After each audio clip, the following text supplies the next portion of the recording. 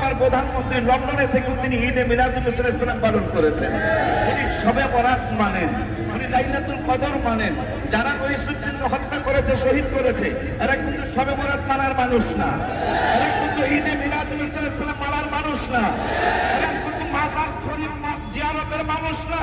কিন্তু আপনি যিনি প্রধানমন্ত্রী হয়েছেন, আপনার বাবা মার দোয়ায়, লক্ষ লক্ষ কোটি কোটি মানুষের দোয়ায় আপনি কিন্তু মাজার শরীফ জিয়ারত করে নির্বাচনী প্রচারণা শুরু করেছেন। আমার বিশ্বাস, আমার মনে হয় 6 মাসও যাবে না রইসুদ্দিনের বিচার করার জন্য যত ধরনের ভূমিকা নেওয়া লাগবে, মনে হয় আপনি একটু পিছপা হবেন না। কারণ এদেরকে আপনার ধরা প্রয়োজন। এরাই আপনাকে ডিস্টার্ব করছিল, এরাই ডিস্টার্ব করছে, যে সংসদে পর্যন্ত এরাই আপনাকে ডিস্টার্ব করছে।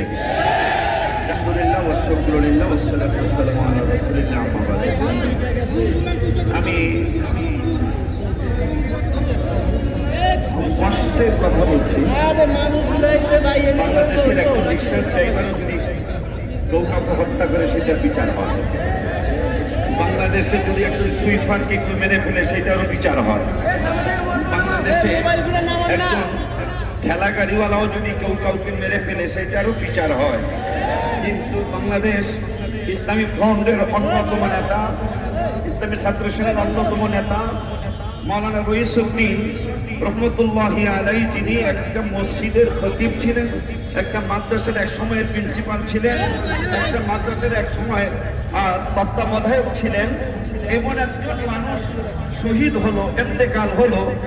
না 18 মাসের সরকার, কত মাসের সরকার? 18 মাসের সরকার না তারা বিচার করলো। বর্তমান নতুন সরকার যারা আছে, আমি আশাবাদ ব্যক্ত করছি, যেহেতু এই নতুন সরকার 212 জন নিয়ে বা 200 কম বেশি যাই নিয়ে সরকার গঠন করেছেন, ওনারা কিন্তু শবে বরাত মানেন, কথা বলে না। ওনারা কিন্তু ঈদে মিলাদুল-নবী মানেন। বর্তমান প্রধানমন্ত্রী লন্ডনে থেকে তিনি ঈদে মিলাদুল-নবী পালন করেছেন। উনি শবে বরাত মানেন, উনি লাইলাতুল কদর মানেন। যারা রইসুদ্দিনকে হত্যা করেছে, শহীদ করেছে, এরা কিন্তু শবে বরাত মানার মানুষ না, এরা কিন্তু ঈদে মিলাদুল-নবী মানার মানুষ না, এরা কিন্তু মাজার শরীফ জিয়ারতের মানুষ না। কিন্তু আপনি যিনি প্রধানমন্ত্রী হয়েছেন, আপনার বাবা মার দোয়ায়, লক্ষ লক্ষ কোটি কোটি মানুষের দোয়ায় আপনি কিন্তু মাজার শরীফ জিয়ারত করে নির্বাচনী প্রচারণা শুরু করেছেন। আমার বিশ্বাস, আমার মনে হয় 6 মাসও যাবে না রইসুদ্দিনের বিচার করার জন্য যত ধরনের ভূমিকা নেওয়া লাগবে, মনে হয় আপনি একটু পিছপা হবেন না। কারণ এদেরকে আপনার ধরা প্রয়োজন। এরাই আপনাকে ডিস্টার্ব করছিল, এরাই ডিস্টার্ব করছে, যে সংসদে পর্যন্ত এরাই আপনাকে ডিস্টার্ব করছে। যারা রইসুদ্দিনকে শহীদ করেছে, এরাই আপনাকে ডিস্টার্ব করছে। নির্বাচনে আমরা ভেবেছিলাম মনে হয় তারা ক্ষমতায় চলে আসতেছে, মনে হয় আগামীকাল তারা সরকার গঠন করেই ফেলবে। এমনকি এটাও বলেছেন যে ভোট জনগণ দিলেও আমরা ক্ষমতায় আসবো, ভোট না দিলেও ক্ষমতায় আসবো। কিন্তু নির্বাচনের পরের দিন আমি গজল লেখলাম, এক্ষুনি বলে আমি শেষ করছি, বেয়াদবি ভালো না, আল্লাহ তাআলা সহে না। 18 মাসে 143টা মাজার শরীফ ভেঙেছেন। আমি 18 বছরে 143টা মাজার ভাঙতে শুনি নাই। 18 মাসে বুখারী শরীফে আছে হাদিসটা, মানে আদানি ওয়ালিয়ান ফাকাদ আযানতুহু বিল হারব।